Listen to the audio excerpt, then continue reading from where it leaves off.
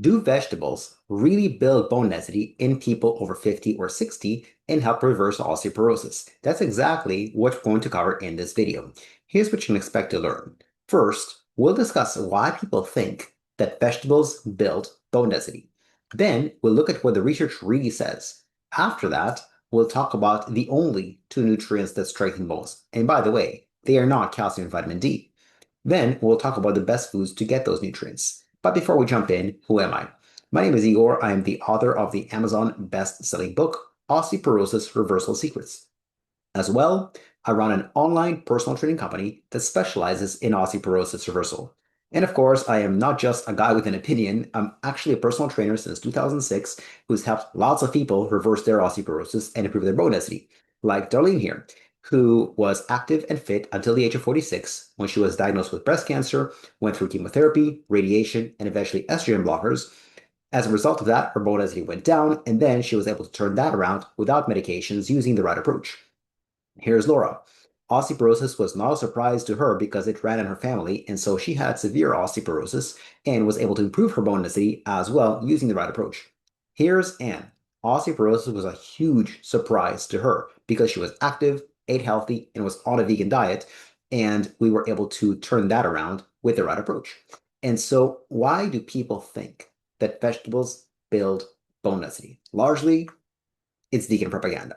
Vegans often claim that broccoli, kale, and spinach are bone building because they are loaded with calcium. And yet, when you ask them how much calcium do they have versus how much do you need, they can't really answer that question.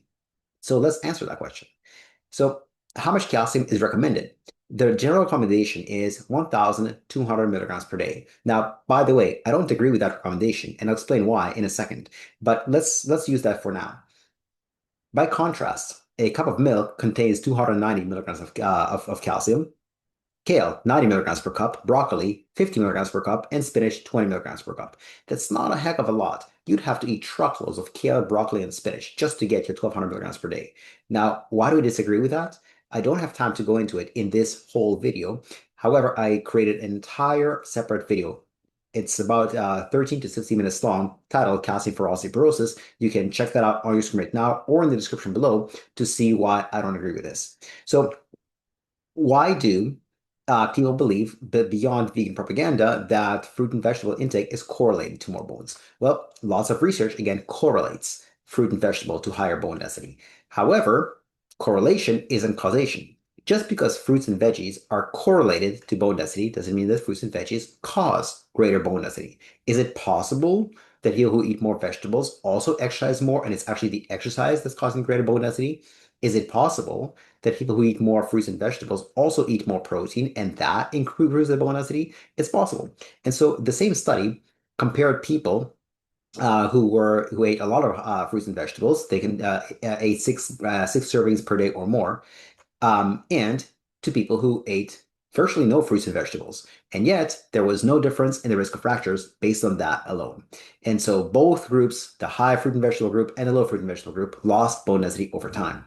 They had identical numbers of fractures at the end of this study, which, by the way, is a very good study going on for 8.1 years. Okay, so no fruit and vegetable intake does not reduce fracture risk. So if that doesn't work, what does actually work for reducing fracture risk, for improving bone density? Here's a study titled Prospective Study of Dietary Protein Intake and Risk of Hip Fracture in Postmenopausal Women. What they did is they recruited postmenopausal women and divided them into four groups based on their protein intake. Group number one, less than 16% of their daily calories came from protein. Group number two, 16 to 18% of their daily calories came from protein. Group three, 18 to 20%, and group four, over 20%. Here were the results. And again, here, what I like is they actually measured fractures, not bone density, but actual fractures. The first two groups experienced 16 hip fractures over the duration of the study. The third group had a huge drop, only 7 hip fractures. And the fourth group, 5 hip fractures over the duration of the study. There were no other differences between the groups. Exercise was the same. Vegetable intake was the same. The only differences were the protein intake, which begs the question, what is adequate protein? Protein requirements depend on 3 factors in no particular order: your body weight, your activity level, and your age. Are you under 60 or over 60? Generally speaking, the more active you are and the more strength training you do, the more protein you need. Also, people over 60 require more protein than people under 60. So if you want, pause this video right now to see where you fall in this category to figure out how much protein do you need. And by the way, these are minimum requirements, okay? If you want to get more than that, that is perfectly fine. And if you're wondering, now I know how much I need. What are the best protein sources? I categorize protein into three different categories. Category number one is what I call grade A protein. Things that fit that category are things like meat, fish, seafood, protein powder, and egg whites. Now, this is almost exhaustive, but not everything that's meat or fish fit grade A protein. For example, within the meat category, things like bacon or most deli slices, burger patties, ground beef that is not extra lean, they don't consider, I wouldn't consider them to be grade A protein because they have less than 30 grams per serving. Whereas extra lean ground beef, chicken, turkey, lamb, lean pork, etc., those are grade A protein. Then there's grade B protein. That's anything that contains between 10 and 30 grams of protein per serving. That's things like beans at about 12 to 14 grams per cup, lentils, 16 to 18 grams per cup, chickpeas, similar to lentils, peanut butter, 12 to 14 grams, Greek yogurt, 12 grams per cup, Icelandic yogurt, 18 grams per cup, and protein bars, between 15 to 20 grams per bar. Then there's what I call grade C protein, which is anything less than 10 grams of protein per serving. Regular yogurt that's not Greek or Icelandic has about 6 grams per cup. One glass of milk is 9 grams per cup. Most cheeses are about 5 to 6 grams per slice or per cube. One medium egg is 6 grams. One large egg is 9 grams. All fruits and vegetables are under 5 grams. And nuts are super, super high in calories and yet relatively low in protein at only about 5 grams. So protein is one of the two nutrients that is most responsible for bone strength and fractures. The other one is vitamin K2.